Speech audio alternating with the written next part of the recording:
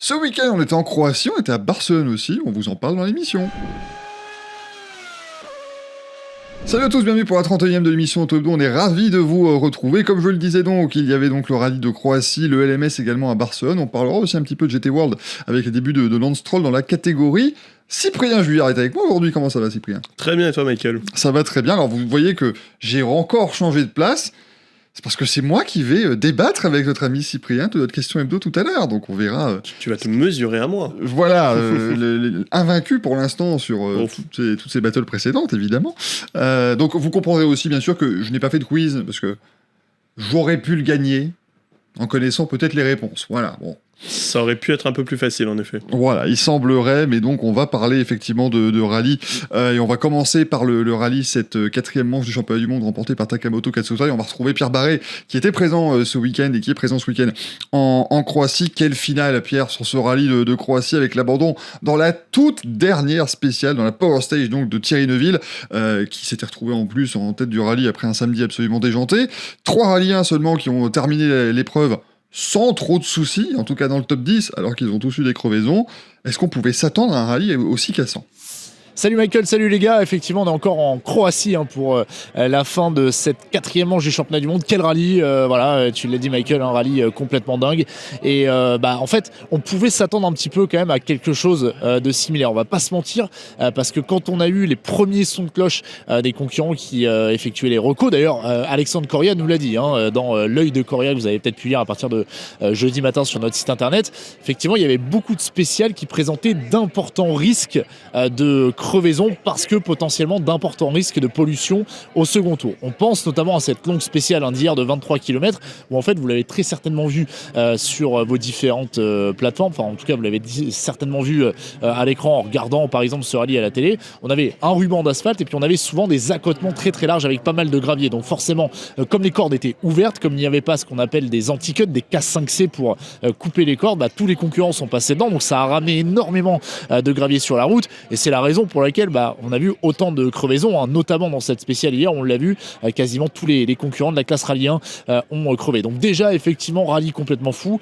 On pouvait forcément s'attendre à quelque chose comme ça par rapport à ça. Par contre, ce qu'on ne pouvait pas prévoir, c'était l'erreur de Thierry Neuville dans cette dernière spéciale. Alors là, c'est tombé un petit peu de ses ou.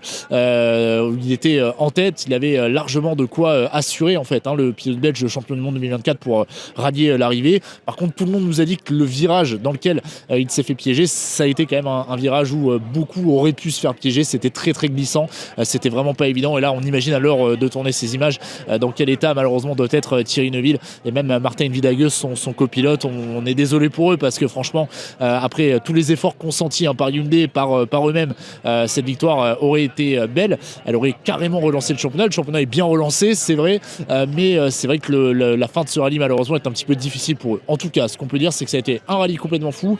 Il y a des choses quand même qui auraient pu être évitées, on va pas se mentir, cette histoire on en a parlé hier avec les pilotes, cette histoire justement de longue spéciale, de cordes ouvertes, de gravier sur la route qui génère autant de crevaisons. Alors oui bien sûr c'est le WRC, c'est le WRC, c'est le championnat du monde, le rallye c'est une discipline difficile et le championnat du monde par définition c'est censé être le pinacle de la difficulté aussi de cette discipline. Maintenant on peut légitimement se demander si ce n'était pas un peu trop ce qu'on a vu hier et si c'était véritablement digne d'une manche de WRC. La question est ouverte. On a certains en tout cas nous ont donné leur opinion, vous l'avez peut-être vu sur notre chaîne YouTube, mais c'est vrai que ça pose évidemment question. Alors côté français en plus, Adrien Fourmeau n'a pas pu terminer toutes les spéciales, mais double cocorico en WRC2, puisque ce n'est pas un seul frère Russell, mais bien 2 frères Russell que je vous propose de retrouver. Johan Russell qui s'impose devant Léo, et comme Johan te le disait samedi, il leur manque que le Rally 1 finalement maintenant. Alors oui, c'est vrai que du côté des Français, il y avait beaucoup de monde au départ de ce rallye de Croatie avec bien sûr Adrien Fourmeau et Alexandre Coria en catégorie Rennes.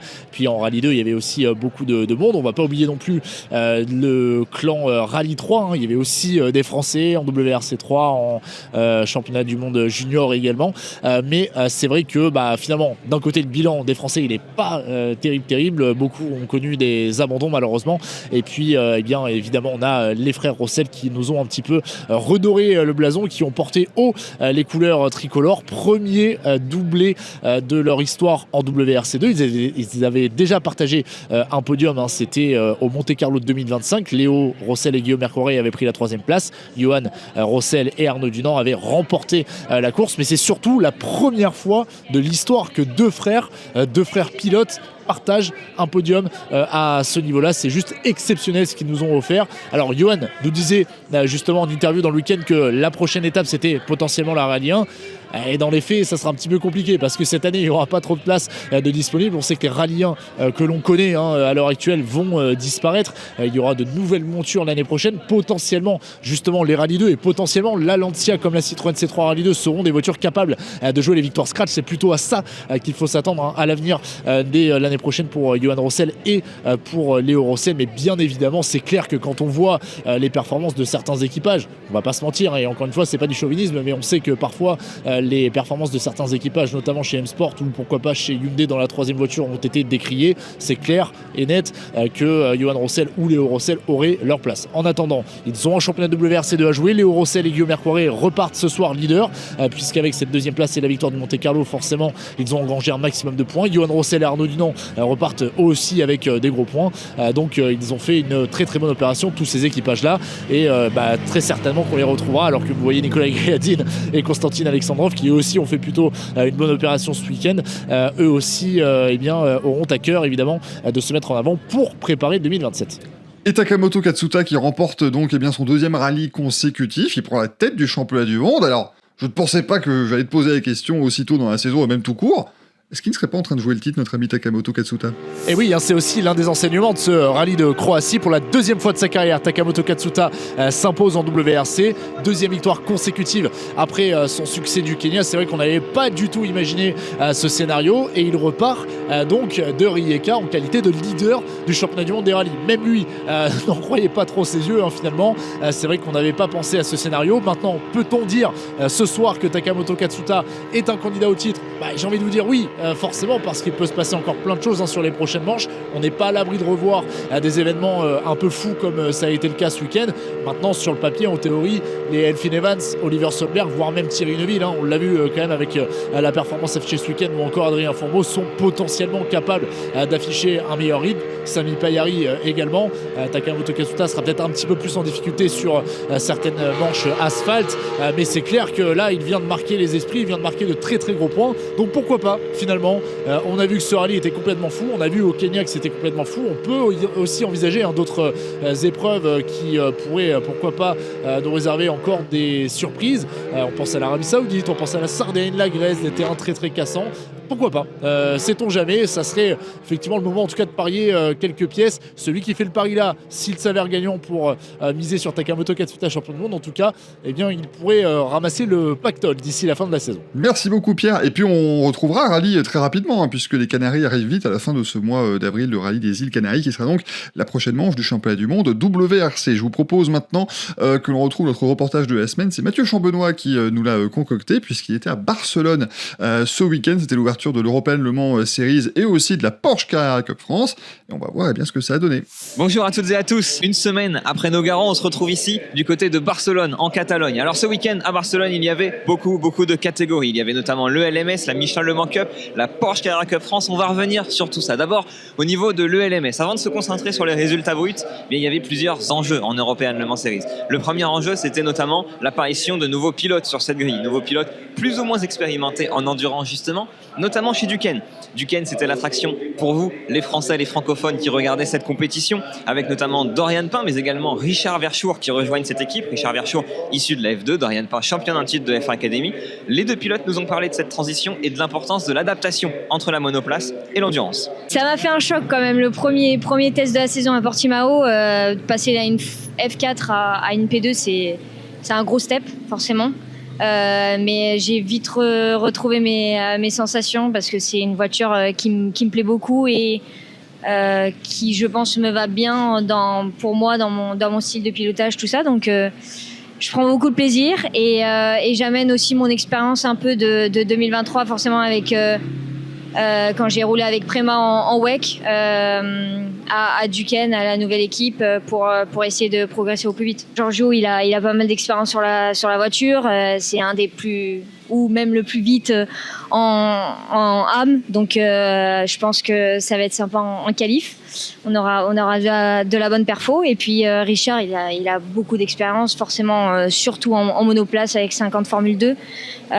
Donc je pense que le switch, il n'a pas été très gros pour switcher en P2, mais il y a beaucoup de choses de nouveau aussi pour lui. Donc moi qui est un peu plus polyvalente, où j'ai roulé sur beaucoup de voitures, je peux aussi lui apporter des conseils. Et puis lui aussi, en termes de driving, en termes de comportement de voiture, il a quand même une très bonne sensibilité, une très bonne technique. For us, for me and for Dorian, it's not all about the performance. For sure it's about performance, but it's not about one lap performance or two lap performance. It's about the duration of the stint, which makes it a bit different because, you know, we are not looking to have the highest peak pressure on the brake. We are not looking to have all the performance of the car because we are not driving 100% of the limit because we need to take the tires for a long time.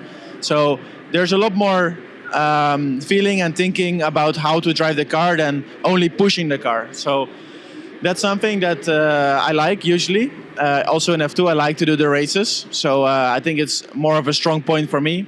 Et puis parmi les autres attractions du week-end, il y a aussi la présence de plusieurs pilotes hypercars. On pense à Antonio Focco, on pense à Mathis Jaubert, notamment nouveau de l'équipe Genesis en WEC. Alors évidemment, Genesis est intimement lié au projet IDEC Sport, bien sûr. Les membres de cette équipe nous ont notamment parlé des enjeux pour eux, bien entendu en lien avec le trajectory programme de Genesis Magma Racing, mais également bien sûr en tant que finalité ici en ELMS. Ce qui est bien, c'est qu'on a gardé quand même des pilotes depuis quelques années. Il y a Paul Louchatin, Job Van Wittert, Paul Lafargue, c'est des pilotes qui se connaissent bien, avec beaucoup d'expérience. Donc on peut avoir un feedback et un travail sur la voiture qui est assez compréhensible tout au long d'une séance ou tout au long d'une séance d'essai ou d'un week-end de course. Et puis sur la voiture 18, on a deux nouveaux pilotes, Jamie qui continue une deuxième année, et Lorenz qu'on connaît déjà depuis 2023, et Valerio qui est le petit nouveau dans l'équipe, qui est jeune mais avec une très belle maturité. Donc le plus important, c'est d'avoir cette cohésion entre les deux voitures, que ça travaille ensemble, que ça s'entraide. Après sur la piste, le sportif c'est une chose, mais qu'il y a quand même du respect et de l'aide pour pouvoir travailler tous ensemble et progresser tous ensemble. Yeah, so this year staying in ELMS, which I'm really excited about. I think it's nice to have a second year.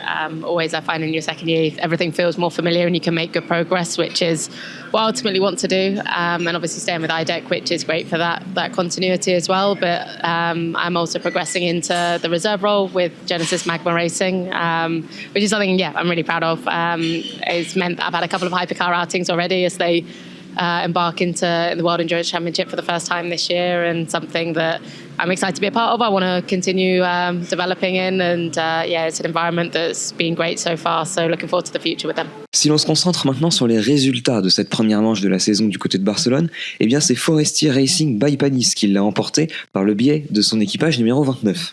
Oliver Gray et Louis Rousset étaient de la partie, mais c'est bien Esteban Masson des grands jours qui a permis de l'emporter ce dimanche, notamment en fin de course. C'était difficile de savoir un peu où on en était, surtout avant les pénalités, avant de les servir. Avec toutes les procédures de safety car, full course yellow, VSC, c'est toujours un peu compliqué de savoir où on en est. Jusqu'à ce que je monte dans la voiture, on n'avait pas encore servi toutes nos pénalités, donc c'était difficile de savoir. Une fois que je suis monté, je me suis retrouvé 7e, il me semble. Et comme je disais, après, j'ai juste poussé du premier au dernier tour, sans me poser trop de questions. C'était assez difficile parce qu'au début de mon stint, je me suis retrouvé derrière des voitures qui n'avaient pas encore boxé. Donc c'était un peu difficile. Avec le dirty air ici, c'est compliqué.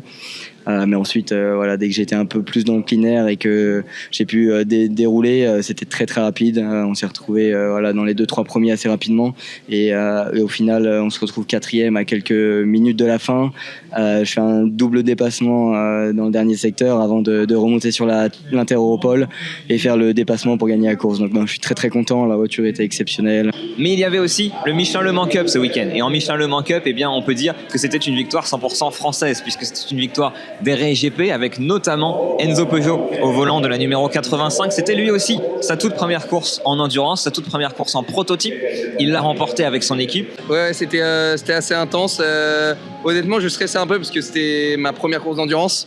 Donc monter dans la caisse avec les pneus froids, genre direct dans la course, non, t'as la procédure de chauffe, les lap to grid, tout ça, donc c'était un peu tricky, mais non, je pense que j'ai bien géré la chauffe au début en pneu neuf. Pareil, le trafic, j'ai fait deux grosses erreurs, je dirais, que j'aurais pas dû faire, mais j'ai su garder la tête froide, rester lucide. Et voilà, à un moment, je crois que j'avais 13 secondes avant, j'ai fini avec 8 secondes avec un peu de trafic, mais non, globalement, je pense que j'ai bien géré les pneus.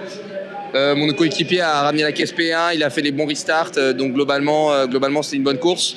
J'ai perdu, je crois, 3 ou 4 secondes au pit, donc pareil, j'avais un peu peur avec le temps en pit lane, d'avoir une pénalité, tout ça, donc je pense qu'il faut voir avec l'équipe ce que j'ai fait, mais non, globalement c'est satisfaisant.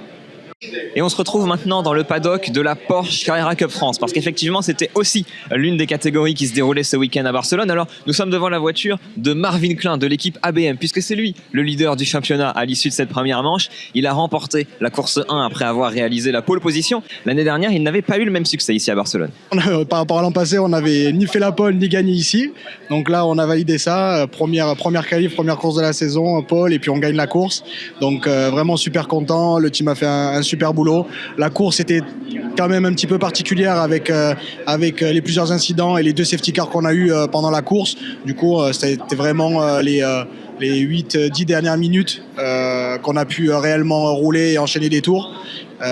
Donc voilà, c'était vraiment, j'avais vraiment à cœur en fait de faire une belle course, et j'avais peu de tours et je voulais vraiment tout donner pour aller chercher la victoire et bien commencer la saison. Et nous sommes maintenant devant le box Martinet by Almeras. Pourquoi ? Notamment parce que Matteo Capietto, donc vous voyez la voiture juste derrière, le junior Porsche, pour l'instant le leader de la catégorie rookie, a remporté la course 2. Alors la dernière fois qu'un rookie a remporté une course lors du premier meeting de Porsche Carrera Cup France, il s'agissait de Dorian Boccolacci en 2021. Alors depuis, Dorian Boccolacci, il est devenu pilote officiel Porsche. On lui souhaite bien sûr à Matteo le même destin. Matteo qui nous parle de ce week-end très réussi, ce premier week-end très réussi au volant de sa nouvelle monture. Alors, est-ce que je m'attendais à remporter la course ? Non, je pense pas. L'objectif, il était clair ce week-end, c'était d'apprendre le plus possible et de se battre aux avant-postes pour sécuriser une bonne place au championnat, pour ensuite progresser au cours de la saison et se battre à la fin pour la victoire au général. Donc non, je m'y attendais pas forcément, mais bonne surprise. Et puis on a le rythme pour faire ce qu'il faut. Maintenant, il va falloir en trouver un petit peu plus pour pouvoir gagner plus confortablement, parce que ça reste des courses assez compliquées, les 2 courses qu'on a eues. Et bien voilà pour ce premier week-end de LMS à Barcelone, la PCCF, la Michelin Le Mans Cup. Pour le LMS, vous pourrez retrouver la deuxième manche du championnat du 1er au 3 mai prochain. Ce sera en France, du côté du Castellet. Et naturellement, nous pourrons vous en parler ici même sur les réseaux d'Auto Hebdo et notamment sur la chaîne YouTube. Mais vous pouvez bien entendu suivre ça sur le site internet et aussi forcément sur le magazine. Merci beaucoup Mathieu. C'est vrai que cette petite plongée de nouveau dans le LMS et la Porsche Carrera Cup France, et puis bon, encore aussi des cocoricots. On aime bien toujours, voilà, quand nos pilotes français et nos équipes françaises performent. On va passer à la battle de la semaine. Je vous l'avoue, je suis tout chose, voilà, parce que je vais devoir m'y impliquer dans cette battle face à Cyprien, que je vois me regarder d'un air d'autoroute peut-être, je ne sais pas. Carnassier. Un air carnassier, d'accord. Ah oui, donc il va me bouffer, ça va être terrible. Non, pas du tout. La question qu'on vous a posée déjà sur les réseaux sociaux d'Auto Hebdo et sur le site internet, donc est-ce que Ferrari va pouvoir conserver ses titres acquis en WEC, puisque ce week-end, c'est la première manche du championnat du monde d'endurance du côté d'Imola pour 6 heures de course en Italie. Allez, je suis beau joueur, je vais laisser Cyprien débuter et défendre sa position sur 1 minute. Alors oui, pour moi, Ferrari va conserver ses titres, ou en tout cas Ferrari peut conserver ses titres, puisque évidemment on ne lit pas dans le mar de café, mais Ferrari c'est la stabilité. Ces dernières années, c'est des équipages qui ne changent pas, ou qui changent très peu. Cette année c'est inchangé par rapport à l'an dernier. Donc pour moi c'est ça qui fait leur force, c'est-à-dire qu'ils ont 2 protos qui sont très performants, avec des équipages qui sont très performants, qui gagnent des courses, on l'a vu l'an passé, et puis il y a aussi cette 3e Ferrari, forcément Dave Corset, qui sera suivi de près, qui est tenante du titre des 24 heures du Mans. Mais pour moi, quand on est Ferrari, qu'on a gagné justement les 3 dernières éditions des 24 heures du Mans, c'est déjà un signal très fort. Mais en plus, quand on l'a fait avec 3 voitures différentes, ça montre qu'on a 3 équipages de très haut niveau. Donc je pense tout à fait que Ferrari a tout ce qu'il faut, puisqu'ils ont justement cette fameuse stabilité, cette performance. Maintenant, il va falloir mettre tout ça en pratique. On sait qu'une saison, c'est long, c'est beaucoup de manches. À voir s'ils arrivent à tenir sur la longueur. Mais pour moi, c'est eux qui sont les grands favoris. Et j'ai du mal à voir qui, aujourd'hui, est le mieux armé derrière pour aller les chercher. Il a réussi en moins d'1 minute. Jusque-là, ça me met la pression, mais je suis d'accord. Eh bien, moi, je vais prendre le contre-pied, évidemment, de Cyprien, parce que pour moi, Cyprien, non. Ferrari ne va pas remporter les titres cette année. Encore une fois, tu le dis, on lit pas dans le mar de café, et c'est même pas quelque chose que je souhaite ou quoi que ce soit, parce qu'effectivement, quand on domine le WEC comme ils le font depuis 3 ans, et les 24 heures du Mans en particulier, ça force le respect, et c'est très fort. Mais moi, je pense que aujourd'hui, on est dans une discipline avec la BOP, on est dans une discipline qui fait en sorte que ça converge un maximum, et tu évoquais cette stabilité qui, effectivement, peut être un point fort. Moi, je la verrais plutôt comme un point faible, parce que justement, les autres ont fourbi leurs armes, et chez Toyota, moi je compte beaucoup sur Toyota, qui vient avec une toute nouvelle voiture, la TR010, qui est une évolution donc de la voiture précédente. Ils ont perdu les titres, ils ont perdu Le Mans ces dernières années, ils reviennent avec un énorme esprit de revanche et des personnes assez expérimentées, et on a aussi eh bien, des autres équipes qui viennent maintenant et qui sont plus matures. Ce championnat en lui-même, cette structure hypercar LMDH est beaucoup plus mature, donc je pense que ça va être plus compliqué pour Ferrari cette année que l'an dernier. Toi aussi, t'as été parfait, pile dans le timing. J'essaye, écoutez, on fait ce qu'on peut, voilà. Heureusement que t'as pas parlé plus, j'étais presque en train d'être convaincu. Ah, tu vois, c'est que je me suis pas trop mal débrouillé. On regarde un petit peu ce que vous nous avez dit d'ailleurs sur les réseaux sociaux et sur autohebdo.fr. On nous a dit, et Cédric a dit, il a raison, on aura une première idée des forces en présence évidemment ce dimanche à l'issue de la course. Mais comme ça, j'espère que Ferrari aura plus de rivalité de la part des autres teams. C'est vrai qu'ils avaient remporté toutes les courses jusqu'au Mans, si je ne dis pas de bêtises, l'an dernier. Donc forcément, ils avaient vraiment fait un début de saison assez important. Sur Astorias qui lui dit est conservé dur mais pas impossible. La concurrence s'affûte et Ferrari n'a pas utilisé le joker, même s'il y a eu des petites améliorations sur des éléments. Ils misent sur la stabilité et la connaissance de leurs protos et de leurs pilotes. La marge de progression se situera dans l'exploitation. C'est vrai que c'est quelque chose qu'on n'a pas cité, mais eux aussi, en termes d'exploitation, ils sont très très hauts déjà chez Ferrari, là où ils en étaient. Et puis on avait, oui évidemment, mais j'espère qu'il y aura bagarre avec Peugeot, Cadillac et Alpine, nous disait Sarméjane. Si on a une bagarre à 4 constructeurs, on sera très content. Avec surtout nos 2 Français. Exactement, nos 2 constructeurs français, et il va falloir compter sur eux cette année. Et sur autohebdo.fr, vous avez voté oui à 62,5%, donc vous êtes plutôt convaincus quant à l'idée de voir Ferrari eh bien, défendre ces 2 titres. En tout cas, ils vont les défendre, ça c'est sûr. Est-ce qu'ils vont les remporter de nouveau ? On le saura à la fin de l'année, bien évidemment. On va se quitter dans cette émission avec notre image de la semaine. Alors notre image de la semaine, écoutez, c'est Lance Stroll qui sourit, donc on est ravis, parce qu'on est ravis pour lui surtout. Il est parti faire du GT ce week-end, il a participé à la première manche du GT World Challenge Europe en France, sur le circuit Paul Ricard. Et on l'a senti épanoui, Lance Stroll, qui évidemment n'a pas une saison très facile en Formule 1, Cyprien. Oui, c'était assez sympa de le voir comme ça. On l'a eu aussi en interview assez longuement. On a eu 25 minutes avec Lance Stroll. Je le précise parce que c'est dans le magazine de la semaine, mais c'est quand même une rareté d'avoir autant de temps avec Lance Stroll et d'avoir un Lance Stroll aussi détendu, aussi content. Je pense que ça lui a fait beaucoup de bien. C'est le premier pilote de F1 en activité qui participe à une manche de GT World Challenge Europe. Donc forcément, ça attire le regard. On a envie de le suivre, on a envie de voir ce que ça va donner. C'est quelque chose qui s'est décidé un peu au dernier moment. Ça s'est décidé après les qualifications à Suzuka. Pour être tout à fait exact, il a demandé à son manager de voir avec l'équipe comme Toyo Racing, l'équipe belge qui exploite les Aston Martin GT3 en GT World Challenge, et donc ils lui ont trouvé une place, ils lui ont trouvé une voiture, et puis ils lui ont trouvé un trio assez sympa, puisqu'il y a Mari Boya, qui est le pilote junior d'Aston Martin, et puis il y avait aussi Roberto Meri, ancien pilote de Formule 1, qui a couru en 2015 pour Manor notamment. Donc un trio assez sympa sur le papier, et puis Lance Stroll qu'on a vu très souriant, tu l'as dit, pourtant tout n'a pas été facile. Déjà, les qualifications, ça n'a pas été forcément évident. Il se qualifie hors du top 10. On rappelle, quand j'étais dans le challenge, les qualifications, c'est 3 segments, Q1, Q2, Q3, où à chaque fois, un des pilotes participe, un pilote différent, et puis on fait le temps moyen de chaque pilote pour définir la grille de départ. Bon, en course, ça a été encore plus compliqué. Ils ont écopé de beaucoup de pénalités, 8 minutes et 25 secondes de pénalité. Ça fait beaucoup quand même. Après, tu mets un trio qui découvre quasiment entièrement le GT World Challenge et ses règlements que l'on va dire pour le moins complets.